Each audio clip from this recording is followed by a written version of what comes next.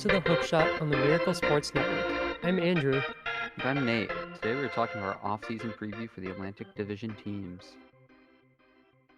Yeah, so we will keep this format the same as we've done the past 2 weeks, where we'll set a timer for 11 minutes for each team and talk about what we think the offseason team should do. And then after 11 minutes, or until we don't really have much to say, we will move on. We apologize for last week's delay in releasing the episode as we had some technical difficulties uploading, but this week we should be good to go. And Nate, so is it tonight? Yes, tonight. No, tomorrow night is the game 5 of the finals. Do you think the Lakers are going to close it out, or is Miami going to push to game 6? I mean, I want to see Miami win, but realistically, I think the Lakers are probably just going to finish it. Yeah, I think so too. I I mean, see the Lakers probably winning by 7 or 8 and like I closing that heard, one out. I heard a few days ago, Bam couldn't even lift his arms, and he played a really solid game in Game 4. And I know Dragic tried warming up, but even if he plays, he's going to be in so much pain. Who knows? He'd just really been hurt by those injuries. Yeah, I don't know. I thought Bam looked pretty good, but I don't see Yeah, Miami winning this unless we see another Jimmy Butler yeah. explosion performance, or Tyler Herro or Duncan Robinson goes off and hits like 8 threes or something. hmm But yeah. All right. So we are doing the Atlantic Division. And first we will start it off with the New York Knicks. So let me get this timer started and here we go. So the New York Knicks finished 21-45 last year, which was 12th in their conference. They had the 28th ranked offense and 23rd ranked defense. And then they have picks 8, 27, and 38 in the upcoming draft.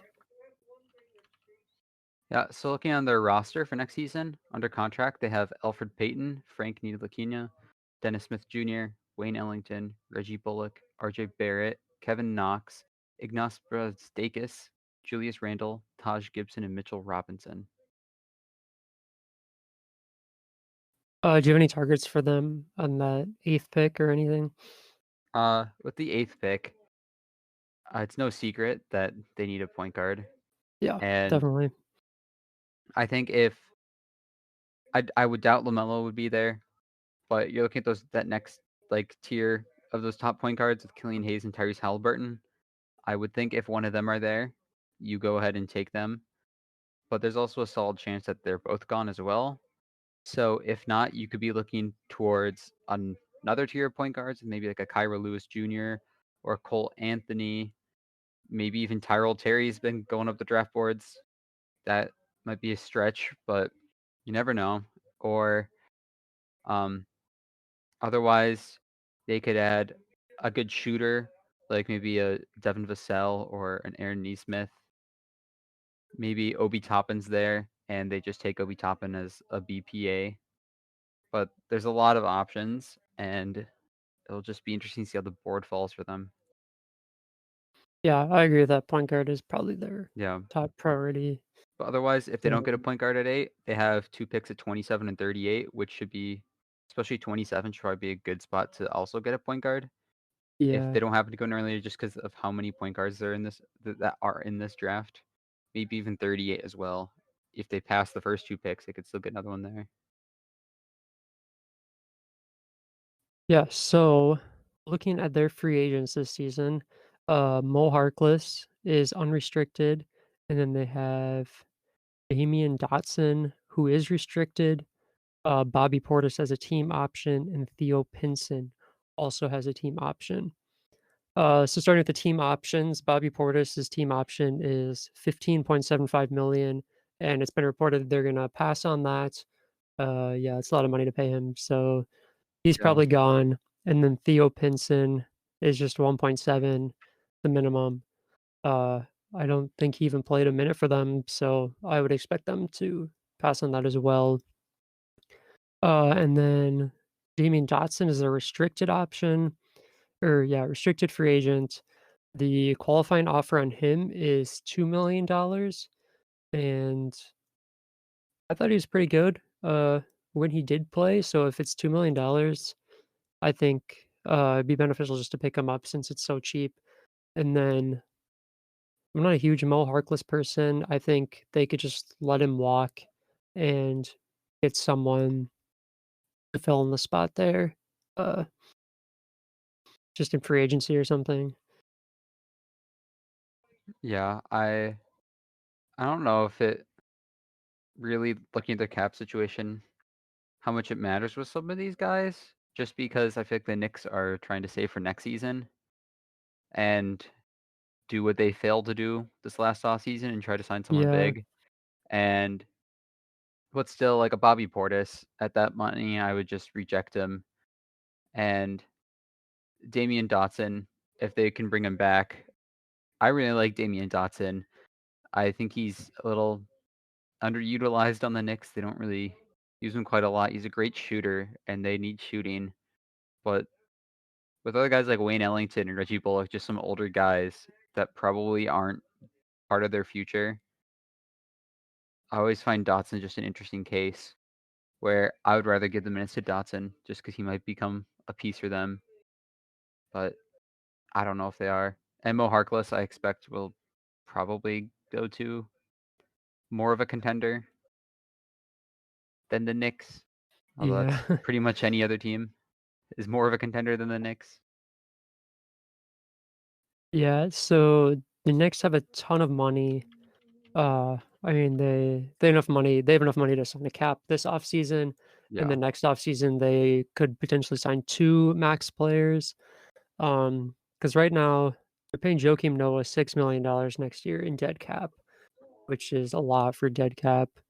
Um, but I just have a few, like, free agents because I mean, this roster has basically 0 talent on it. Um, I thought it'd be beneficial offer the max on Brandon Ingram and maybe get him playing for a year and then next season sign another max player potentially. Uh, but I would expect the Pelicans to probably match that offer though. Yeah. And then like Van Vliet is there potentially. He could get 20 to 22 million is kind of what's being rumored.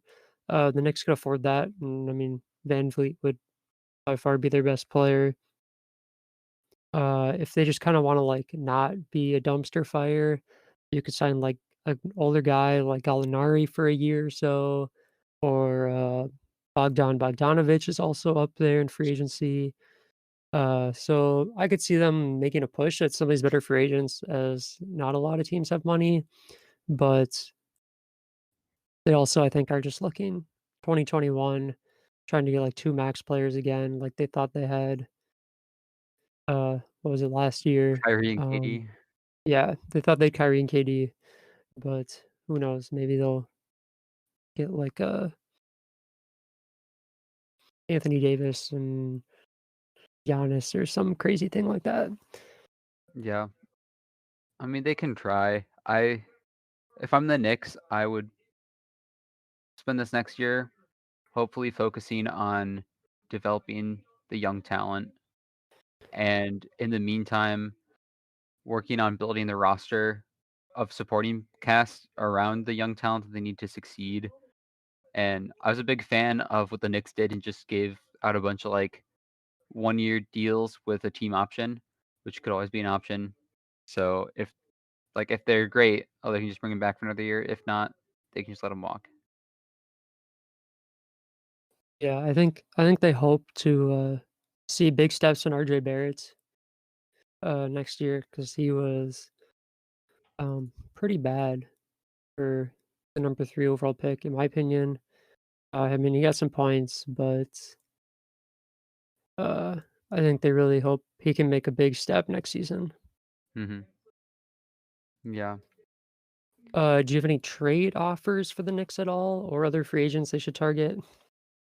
Uh, Mainly with the trade, the I don't really think there's a lot to trade No. unless I mean, there's always talks of like they could do something like Mitchell Robinson and the eighth pick for the second pick to try to trade up and get Lamelo if the Wolves pass on him.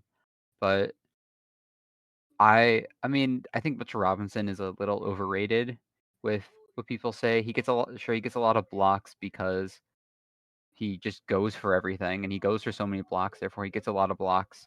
And just his overall defense, I think, is maybe a little overrated. He clearly doesn't contribute a whole lot on the offensive end. But still, I think it'd be pretty tough to just give up on him as I think I think he's probably the pretty clear number 2 asset on this team right now with Yeah. RJ. And so the only name that really sticks out here is Julius Randle, which I really think they should just move on from Randle. He just doesn't really fit their team. They really need some spacing, and when you have 2 guys who can't really space the floor with Randle and Robinson around Barrett, I think that's really causing some issues. And I struggle to find a fit sometimes here. Like, he's still pretty young, but there's also just that issue, he just doesn't space the floor. And one of the best options I've thought about is maybe with the Nuggets, you could do a trade centered around a guy like Will Barton, who has a role decreasing there in Denver with the emergence of Michael Porter Jr. So it wouldn't clearly just be like a 1-for-1, but you could at least start a trade center around Will Barton. Salaries would be pretty close there, and Will Barton could be a nice option on the wing next to RJ Barrett as a guy who doesn't like always need the ball in his hands, but he has a respectable shot. He's can score. He can go out there and average. I could see him averaging like maybe 17 a game for the Knicks if he's out there starting, and I think it would just work better for their team than Randall. I don't know who would fill that starting spot that Randall leaves behind, but I think it would be wise to move on from him. Yeah, I don't hate that pick. I don't know. I mean, Julius Randle is like a decent sized contract. Probably a little Yeah, overpaid for what he is, yeah, which and makes it also, tough, especially when I mean the Knicks, they don't want to give up picks or players or anything to dump contracts. So mhm. I don't know. And also the with that the Nuggets might be losing Jeremy Grant and Paul Millsap to free agency this year, Yeah, which I guess is more in that situation. Otherwise, maybe I I don't know, maybe a trade with like Portland. Maybe Portland would give up a guy like Zach Collins. Just the offense might be able to run a little better with Randall and Nurkic down there than Collins, who I love, but Collins and Nurkic might not be his best. yeah. I guess we will find out. Okay, so moving on to our next team, we have the Brooklyn Nets, who went 35 and 37, which was good for seventh in the conference. They're the 22nd offense and the ninth ranked defense. I believe they lost in the first round. They got absolutely swept by the Raptors in the playoffs, and they have picks 19 and 55 in the draft. Yeah, so on their roster, under contract for next year, they have Kyrie Irving, Spencer Dinwiddie, Timothé Luwawu-Cabarrot, Karis LeVert, Zana Musa, Kevin Durant, Torian Prince, Rodions Kurucs, DeAndre Jordan, Jarrett Allen, and Nick Claxton. Yeah, so I mean, obviously this team is looking to contend with Kyrie and Durant being healthy. Do you have any draft targets for them? Looking at their roster, they have a lot of depth down low and not a lot of depth on the perimeter. Yeah. So they had a good spot with 19 to hopefully add someone. Dinwiddie, I believe, is entering his last year of his contract, and when that's up, he may just prove to be too expensive to hold on to. So they may, or also if maybe he just doesn't pair well with Kyrie starting with both of them together, he might have to leave. Therefore, I think they could definitely target a point guard. There should be, and as I was just mentioning earlier, there's so many point guards, there should be plenty of options available. Kyra Lewis might be there.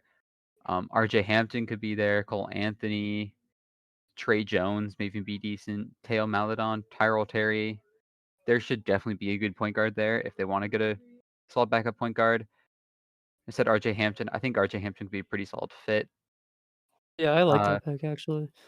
because he can play some point, he can play some shooting guard, and it's both two positions they really need. Otherwise, looking at the wing, a guy like Josh Green sticks out. Tyler Bay for his defense could be really good.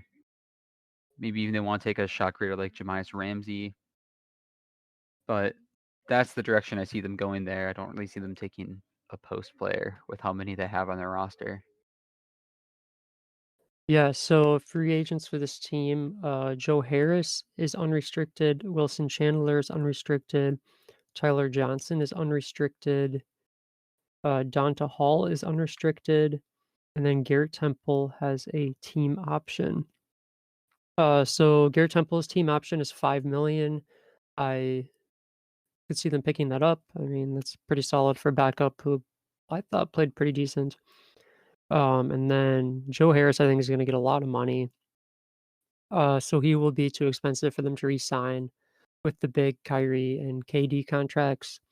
Wilson Chandler, I mean, they could probably get him for the minimum. It's not the worst idea, in my opinion.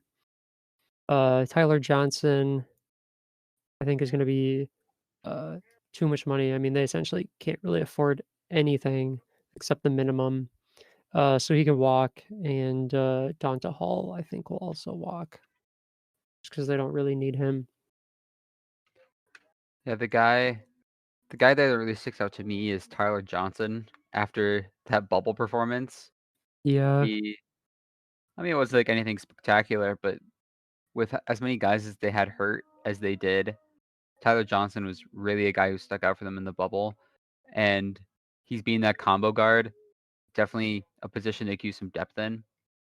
I'd love to bring him back. Garrett Temple with the 5 million is a solid amount of money. I would think maybe you could get him for cheaper, but at the same time, he did also start a lot of games for them last year and played pretty decent. Um, I believe he started like 35 games last year off the top of my head, and that could be. he so he's definitely a solid contributor, and he's also just kind of that kind of like the more of like I guess a winger kind of combo guardish as well, where they still need that depth. So I won't be opposed to that. And Wilson Chandler, I'd agree there. If you can bring him back the minimum, I'd do it. Yeah, I mean, I like Tyler Johnson. I mean, they have no cap space. I don't think they can make it work. No. So I mean, so they don't really have any money. So I have them potentially like targeting some middle-level exception guys. I think they could use like a guard on their team for depth. Maybe a guy like Kent Bazemore, Justin Holiday, I think could be signed for about that middle-level exception. But I don't know if they'd even sign someone like that. Yeah. I mean, it's just kind of similar to the other guys. I mean, why not? Yeah, he really is. Um, It's just some depth. it's just, I mean, if they like don't pick up Garrett Temple, if Tyler Johnson leaves, they could really maybe use some more, especially with Joe Harris leaving as well. Just kind of getting some wing players. I think would be probably where they would target. Do you have any trade offers at all for their team? Uh, they have they've had a lot of people in trade talks with Yeah. mainly Jarrett Allen, Karis LeVert, and Spencer Dinwiddie. Personally, I would definitely keep Jarrett Allen. I'm a big fan of Jarrett Allen. He's still really young, but this team seems committed to DeAndre Jordan, being friends with Kyrie and KD, and Yeah. I think he still has like 2 years, 20 million left on his contract. That Jared Allen is entering the last year of his deal before the extension, where I guess they could trade him. I'm not sure what, but there's not really a whole lot to match contracts with just because he hasn't been extended yet. And I don't think they should trade Karis LeVert because Karis LeVert, when healthy, has been very great for them. But maybe they do if they can. Maybe they can pair both of them together as well for another star. And otherwise, Spencer Dinwiddie. I think I really like Dinwiddie in the team, but it might be one of those situations where it might be best to trade him, while you can still get something out of him before he just walks for nothing. So I I don't know what for. I was thinking at one point maybe like Aaron Gordon, who's been in trade talks as well with the Magic, could give them a nice defensive athletic four on their team, and Dinwiddie can be a nice scorer that Orlando's needed for a long time. Yeah. But with the whole Jonathan Isaac injury, with him being out for the entire season next year, maybe not. Maybe a guy like Chumo Kiki, their first round pick from last year, coming back from injury, maybe he can step in and play some of those minutes. And plus, then uh, they'd have to re-sign Dinwiddie, and they'd just be missing out on value if they don't re-sign him. Maybe at the deadline, it could be something to look at as well. Yeah, I had a trade also, to the Magic, but I think someone's gonna pay for Caris LeVert. Uh, I don't know, I think Brooklyn might see him getting in the way of Kyrie and KD, and because he's a pretty high usage type player, and I think it could fit their team a little bit better to have more just like a spot up shooter guy, like doesn't need the ball a ton. So I have Caris LeVert traded to the Magic for Evan Fournier. Um, I just think a trade killed both teams. The Magic might have to throw a pick in there just because Caris LeVert stock is really high right now, and I think they could get a decent value for him. Uh, but I mean, they're roughly similar in age. I mean, Evan Fournier can be kind of that spot up shooter type, kind of replacing Joe Harris, though not as good as Joe Harris. Whereas Levert can help the Magic as kind of being that dominant scorer, uh, and kind of hopefully he becomes kind of this up and coming all star caliber type player that some people really think he will be. Uh, Other Karis LeVert trade. Well, first thoughts on that. Yeah, I see that. I really like that trade. I think it's maybe a win-win for both sides, where That's what I thought too. Orlando really gets that scorer, and Brooklyn gets a guy who probably has a better role on the team. But as you said, Karis LeVert's trade value is definitely more. There, Orlando would definitely have to throw something in. The first thing I would think of would be just a pick swap where they trade 15 for 19, but that's not too much value, but maybe it'll work.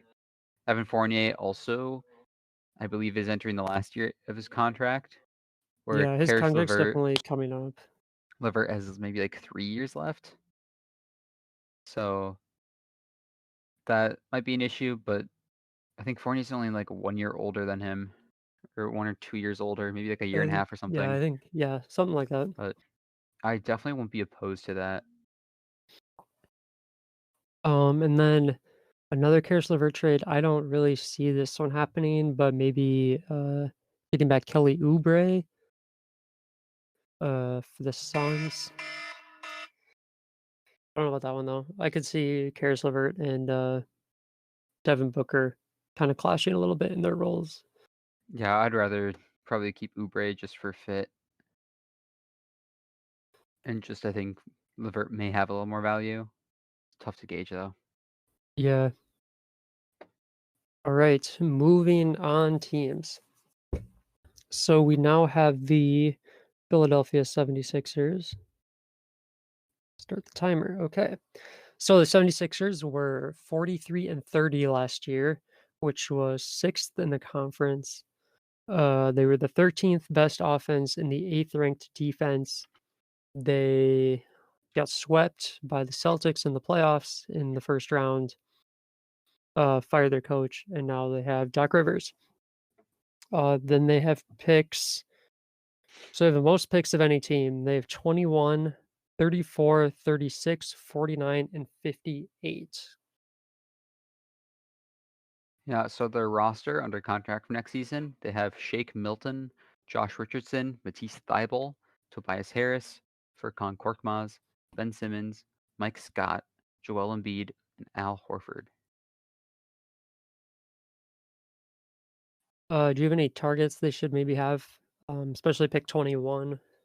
Yeah, the number one guy right now I'm looking at for the Sixers is Tyrell Terry.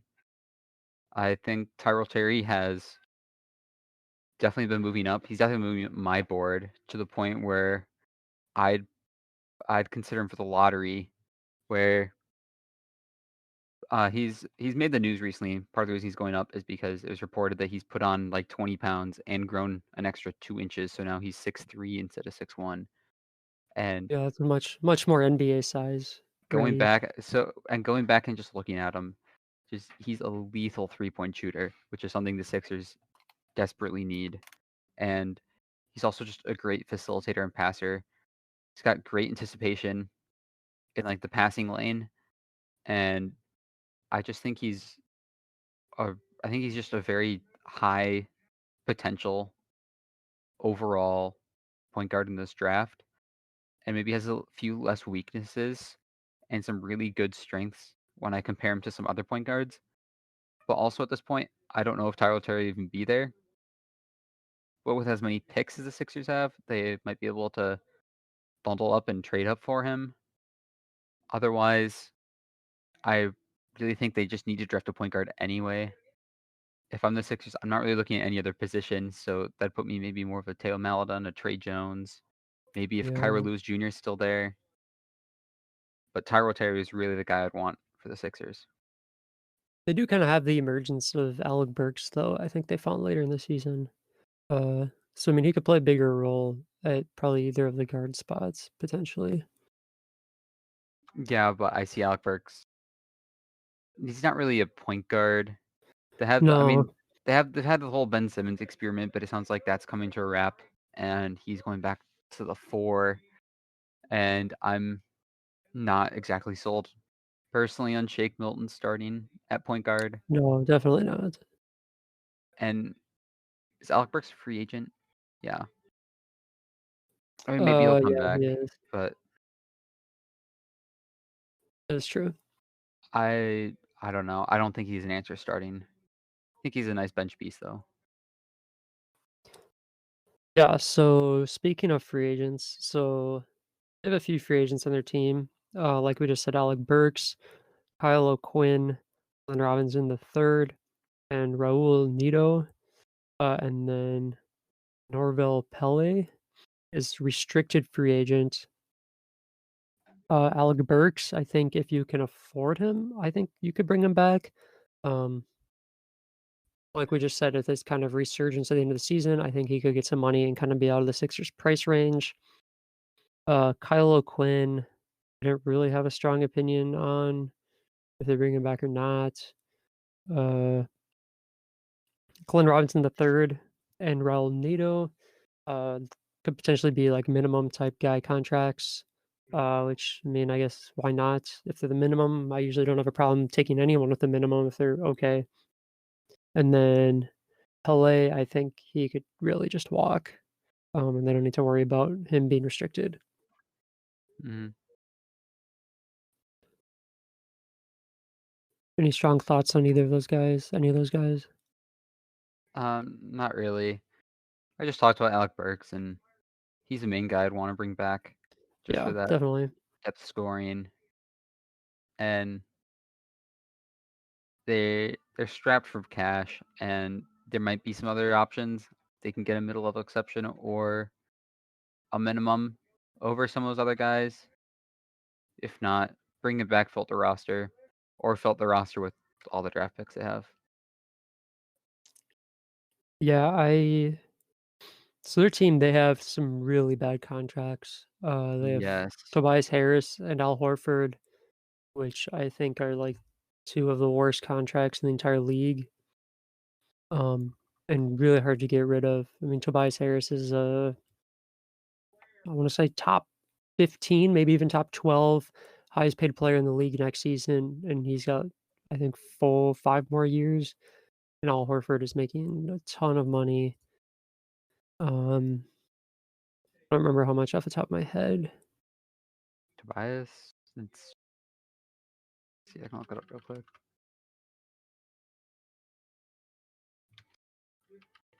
I believe it's like high 30s, something. Yeah, I want to say it was like 34, Um, maybe he's averaging 32. It looks like 32 a year, and I think Al up in Horford's probably like 20. we getting 34 next year. Tobias is getting Yeah, and 34. Yeah, Horford next year will be it's getting maybe like 27 20, and a half. 27. Yeah, it's kind of thought. Um, so I mean, those contracts are just ridiculous for what those players did last season. Um, and both of them are there for multiple years. So if somehow the 76ers can magically get rid of them, um, they could be really beneficial for them. Otherwise, yeah, like they're just gonna sign middle level exception guys or minimum guys as that's all they can afford. One guy I thought could maybe be useful if he is in the market is maybe sign like Markieff Morris to a mid-level exception. I think that's about where he would get paid. Uh, Yeah, and I I mean, mean, I he's would just a agree guy that like that I would see help. coming to like Doc Rivers type team. I don't know. I don't know if he'd want to leave the Lakers necessarily. He's Right. been It playing a would, really big role in these finals, and he's been performing pretty well for them. But if he yeah, wants to so come back to if he's on contribute, the market, I think. yeah, Um Otherwise, in my opinion, I really think the 76ers should blow up their team. I mean, yeah, obviously, I'm in with Doc agreement there. Rivers, they're not going to, and they're gonna try to make Doc figure out all of these star personalities. Um, I don't see it happening personally. No, Um, but I have one really crazy trade for the 76ers that I don't think it's gonna happen at all, but the contracts line up. So, there's been a lot of talk of do they focus on Ben Simmons or Joel Embiid? hmm Personally, I lean more towards Ben Simmons. I think Embiid is better than Simmons, but Embiid, I just don't really like his, attitude and, like, motivation to always be, kind of the dominant player that he really could be. I mean, I think he could easily be a top 10 player in the league consistently if he just, like, got in shape a little bit and put some more effort in the games. So, I would keep Ben Simmons. I don't think he's the best player on a championship team, but if I was to build around one guy, I'd probably focus on Simmons. So I have a trade where you package Joel Embiid in the horrendous Tobias Harris contract. I mean, Harris isn't terrible, but no, for what he's getting he's paid, he's pretty he's not bad. worth his contract. No, I have them going to the Pacers for Oladipo, Miles Turner, TJ Warren, and Doug McDermott. That's what it would take for the contracts to match. Uh, I mean, obviously, I think Sabonis would then have to move to the 4 with Embiid playing the 5, and then Tobias kinda replaces TJ Warren, and it leaves the Pacers, I think, with a little bit, losing Oladipo, but, I mean, they were pretty fine without him when he was injured, and hmm adding, I mean, a guy like Joel Embiid, I think this could take the Pacers up to the next level while kind of, giving Philadelphia kind of a new start and, still a bunch of quality players. Yeah, I definitely don't mind it. I I mean, once again, I just don't think they're gonna make any of those moves. But I think Oh, with I don't Indiana, really either. They kind of will that not at issue all, they're in but now, where Sabonis shouldn't really be playing the 4, and he'd still just be playing for the 4 because they still have a solid center like they have right now, Miles Turner. But I do think that team would be better off than the Sixers are right now, the Indiana team, Yeah. and the Sixers, it would be a different dynamic. Just don't be opposed to it for that end. Yeah, I mean, it just kinda helps them restart a little bit, which I don't think they wanna do at all. Get rid of that Harris contract while still getting some decent players in. Uh, Probably 76ers have to throw in one of those picks Mhm. or 2 picks, I would think as well to complete that trade. Um, the only other trade is, I mean, just trying to get rid of contracts. Maybe trade Al Horford, for Nick Batum. I mean, their contracts are pretty similar. Batum's is shorter. Charlotte doesn't really look like they're going in any direction to contend anytime soon.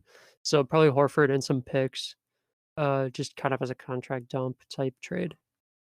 Yeah. If I could just throw an idea out real quick. Yeah, go You ahead. mentioned the Embiid Simmons. I'm also in agreement. I love Simmons. I think he's probably the best perimeter defender in the league, probably a top 3 defender in the league. He's a terrific rebounder, terrific playmaker, but that shooting is a big issue and he's just complete unwillingness to shoot, Right. where I could see them justifying trading him over Embiid. And the trade I would highlight is to Minnesota for the number 1 overall pick and maybe a few other assets. Maybe they throw in 17, maybe another future first or something. Already missing next year's, maybe Jarrett Culver. But I think Ben Simmons would come in and just fill a complete void that the Timberwolves have with that 4 spot and being a good defender next to Towns. Towns is, in my mind, without a doubt, the most offensively gifted center. I I mean, I think a guy like maybe Jokic is a little better overall, but you have Towns as great as he is, D'Angelo Russell as great as he is, Malik Beasley just being a fantastic shooter. If you throw Ben Simmons in there, he can be that lockdown defender to make that with the questionable defense of the Timberwolves starting lineup solid. And he's a terrific passer and cutter, which is great for the Timberwolves system. And I think he'd be an ideal fit. And then Philadelphia could go out and probably take LaMelo Ball and give them more of a traditional point guard to fit with their team. Tobias Harris could slot into the 4, which I think is his better position in the modern NBA. And you still have Josh Richardson, and it's a different look for both teams. And I could see it as a potential win-win. It's a very interesting trade. I don't know if that value is quite there to get Ben Simmons, No, but with like 2 firsts and kind of a lower draft. I know it's definitely Um, been talked about, especially really? it's come up. It's been in the news again. I mean, it's kind of the whole news cycle, but it's definitely come up in the Yeah. news again recently, and it depends on how much Philly values a guy like LaMelo. Yeah, if I'm Minnesota, I do that trade instantly. Yeah. Um, I don't know. Tough to say. I mean, like we said, I don't see Philadelphia trading any of these guys. So moving on to our 4th team, we have the Boston Celtics, and the Celtics went 48 and 24 last season, which was 3rd in the conference. And they were ranked 4th offensively and defensively in the league. Picks, they have 14, 26, 30, and 47.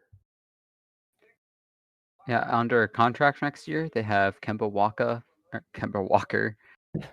Carson Edwards, Marcus Smart, Romeo Langford, Jalen Brown, Grant Williams, Jason Tatum, Daniel Tice, Vincent Poirier, and Robert Williams. Yeah, so they only have 1 free agent, Brad Wanamaker, who's unrestricted, and they just don't even have space on this team, with their 4 draft picks, so I think he can just walk. And then they have 3 player options with Gordon Hayward at 34.2 million. He's definitely picking that up. Enes Kanter at 5 million. I think he's gonna pick that up. Um, I would think so, probably.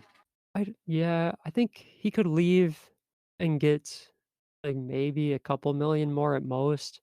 Uh, I think just for the sake of staying in Boston. and I think he likes Boston, that he's gonna Yeah, pick that up. That's a pretty fair value for him. And then, correction on this pronunciation, Semi Ojeleye? I believe it's just Ogilvy, but Ojeleye? Yeah, I've always he has a said. team option of 1.75, which, Celtics will definitely pick up probably. So, that's what their free agents look like. Do you have any I don't know, I mean, I would say they need a backup point guard for Yeah. their draft at 14 probably. Uh, Also, if he's available, basically, well, yeah, basically just point guard. Otherwise, I like Jalen Smith to them as well as uh floor spacing 5, who's also a great rim protector. Kind of gives them something Yeah. they don't really have with their centers. And otherwise, the point guards looking at like a Kyra Lewis, Tyrell Terry, Cole Anthony, RJ Hampton, probably what they'd go with. Otherwise, maybe if you want to look at a wing, Josh Green is a guy who comes to mind. Maybe a Sadiq Bey, but I think Grant Williams kind of already plays a role I would see Bey having. So I'd probably lean towards. I'd definitely give Jalen Smith a look if he's available. If not, just a point guard. I definitely agree. Uh, I don't really have anything for this team to do in the offseason. I mean, I really like their team. I think if they had fans and was not playing in a bubble, I think they'd be playing in the finals right now. I don't know. I think Kemba really struggled in the bubble, and I mean, just Gordon Hayward getting injured. I think if it was just a normal season, this team would be pretty solid. Yeah, I really like their team as well. The one issue I see with the team is probably the center position. I would But agree. I mean, I really like Daniel Tice. It's just probably not as elite as some other guys you're going up against, like maybe like a Bam out there, Joel Embiid. So one trade idea I had was, assuming Gordon Hayward opts in, you could trade, uh, just have a trade centered around the idea of Gordon Hayward to the Pacers for Miles Turner and Jeremy Ooh, Lamb, where Miles Turner is kind of similar to Jalen Smith of what I was saying, where it gives them a dynamic that they don't have, where Miles Turner is a really good three-point shooter. He can space the floor for them, which is something they have never really had with this team at the center position. And he's still a really good rim protector, which can also help them put when they put like Jason Tatum at the 4 with those lineups. And then I would picture a starting lineup of Kemba Walker, Marcus Smart, Jalen Brown, Jason Tatum, and Miles Turner. And they'd still have Daniel Tice coming off the bench. It'd be a great piece coming for them off the bench.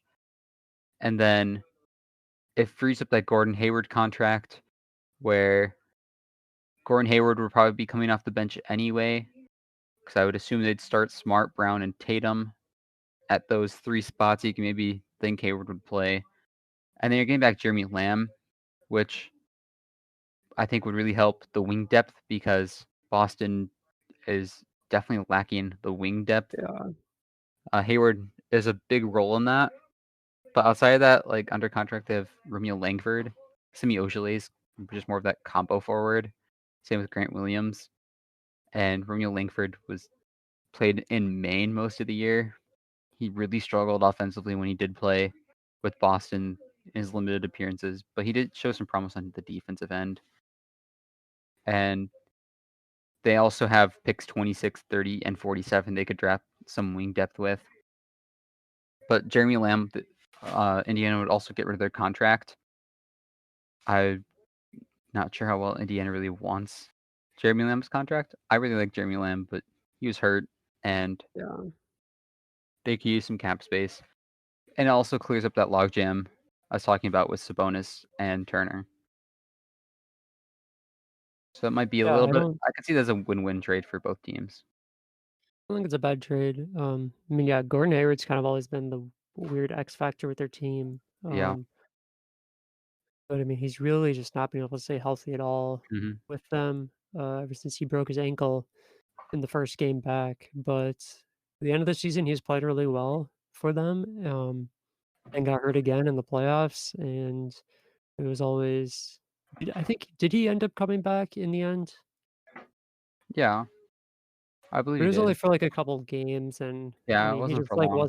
he just wasn't 100% and back to what he was playing, a little bit earlier in the season. So, Mhm. yeah, I don't know. I mean, if everybody on this team stays healthy, I think this is, like, a championship I would contending agree. team for sure. I think Kemba Walker's a lot better than he was in the playoffs. I think the Mhm. bubble just kinda got to him somehow. The Celtics have kinda said the same thing.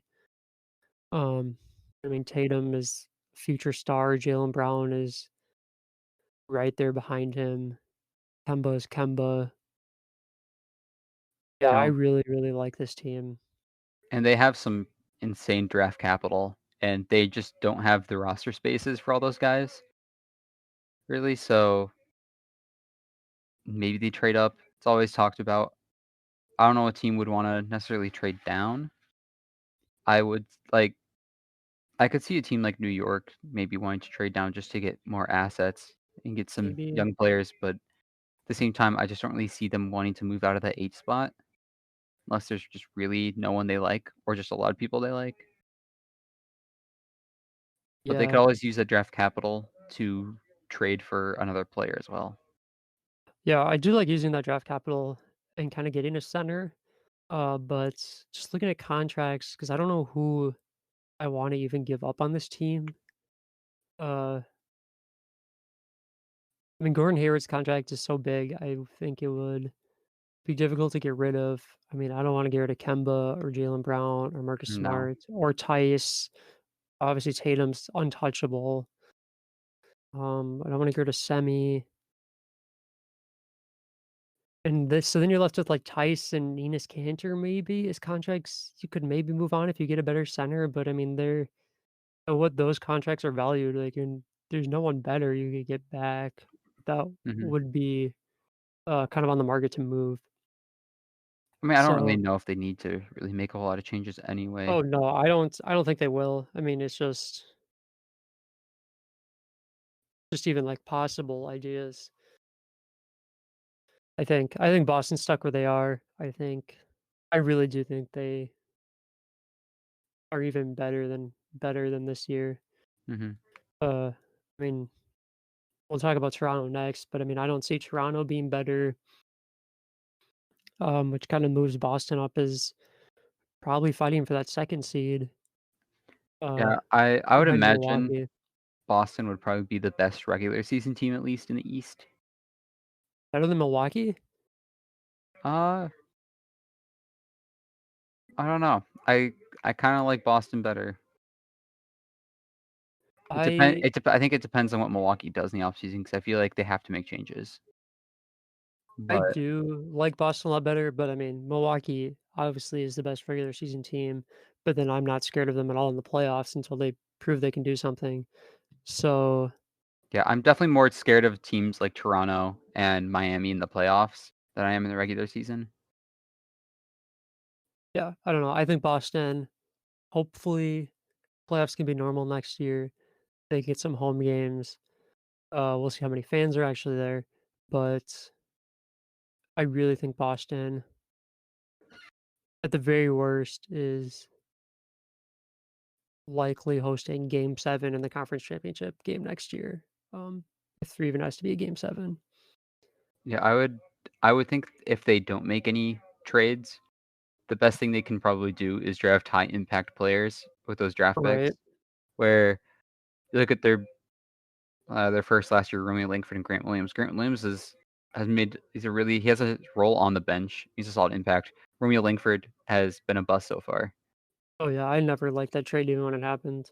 Um, Same with Carson Edwards, has just kinda struggled He's a to get on the second, but court. yeah, Um, hopefully they but can step it up in year 2. yeah, hard to say.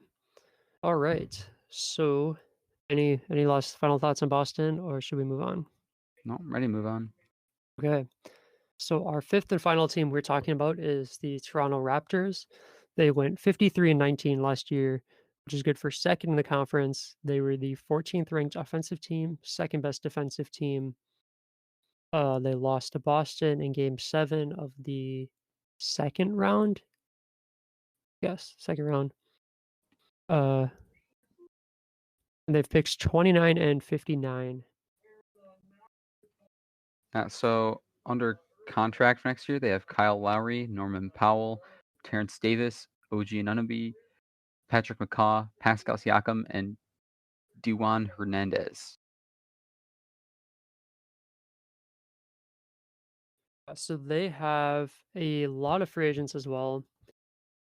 So they have Marcus Saul, Serge Ibaka, Fred Van Vliet, Rondé Hollis Jefferson, all unrestricted free agents. And then Chris Boucher, Malcolm Miller are restricted free agents. And Stanley Johnson has a player option of 3.8 million, which I think he's probably going to pick up. Um, Even though it's not a lot of money. I guess just going through these free agents, uh, Gasol and Serge Ibaka, you're gonna have to pay them over 35 million or whatever, something like that. Uh, 34, 35 million each to stay on the team, and go over the salary cap, which neither of those players are worth anywhere close to that. So, um, probably gonna let those ones go. Van Vliet, I really like Van Vliet. I think he's gonna get probably around that 20-22 million dollars a year range, like 5 for 85 maybe, potentially. I think you could bring him back for that. Toronto definitely has some money losing all these people, so they could afford a guy like Van Vliet to come back. Ron Hollis Jefferson, kinda like him coming back at maybe 3 million a year or so, and then Chris, uh, is restricted, and his qualifying offer, I think, was pretty low, maybe just above minimum salary, so I'm fine bringing him back, and then Malcolm Miller, I really had no opinions on. Yeah, I pretty much agree there. Kyle Lowry's clear. And Fred VanVleet's clearly the big one, but Yeah. I don't think they're gonna have money to bring him back necessarily. No, I Maybe think they he's can. gone, but I mean, I don't know. I was gonna say maybe they could use. They got the Serge Ibaka and Marcus All contracts coming up, but Pascal Siakam's extension kicks in as well. right, and I think they can Pascal manage it, maybe, but he might. well, I don't know. It's tough.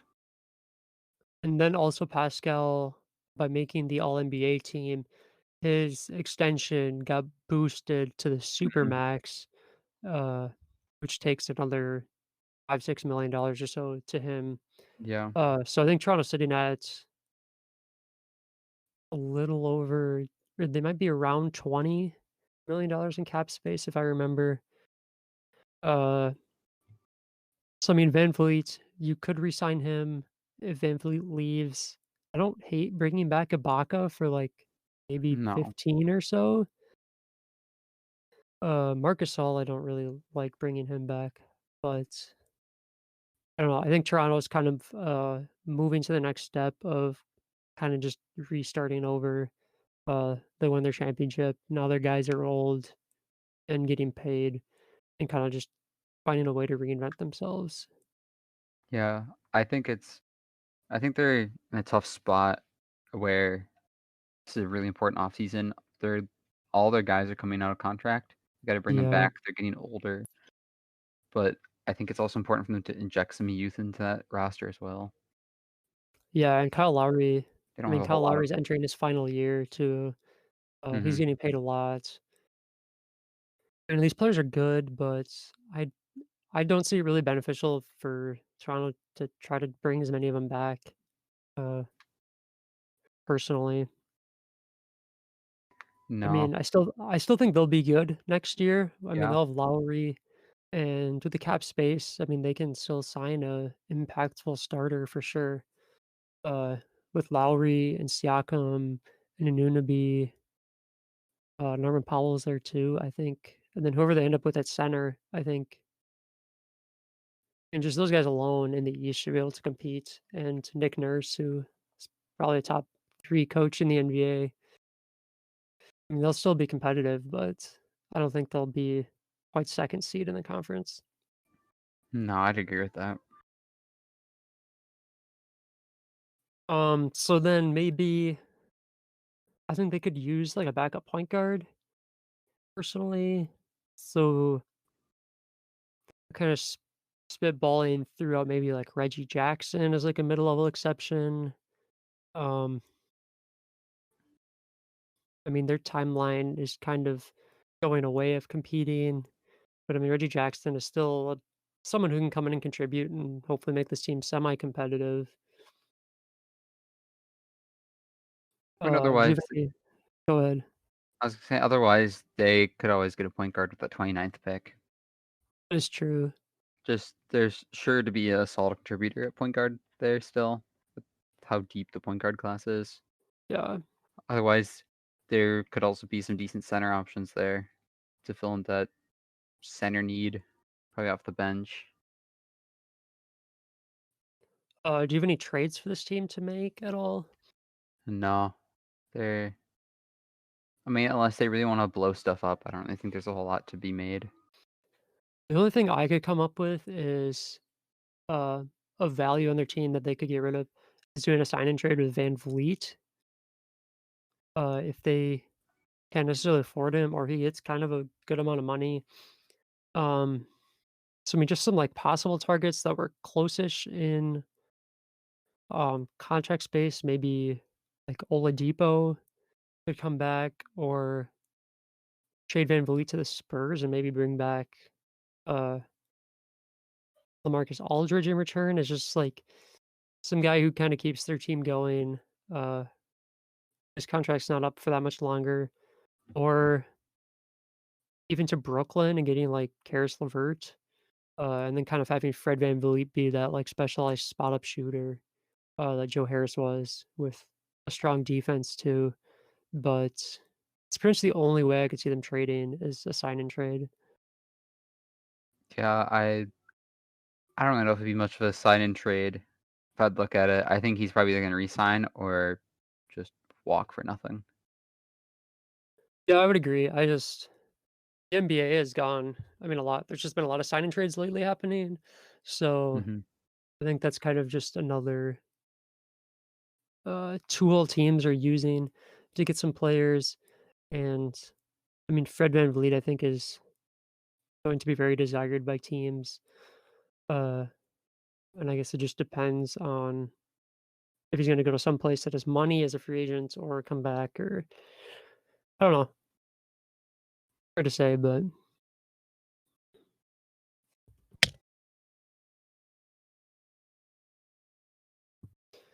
yeah, that's my Toronto take. Yeah, I don't really have much to add there. No, I definitely see them taking a down year next year. I mean, they really potentially could bring most of their team back. I don't know if it's gonna happen, but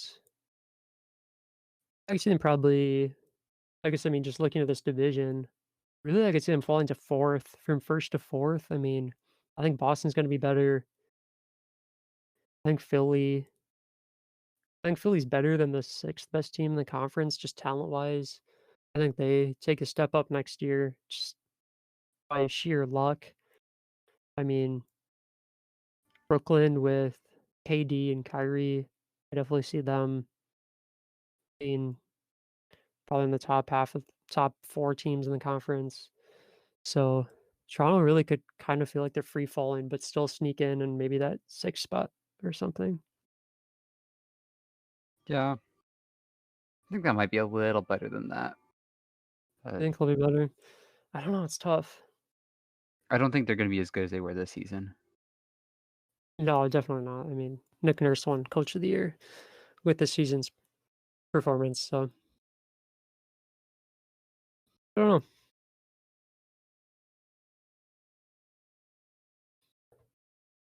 But that concludes then our talk on the Atlantic Division.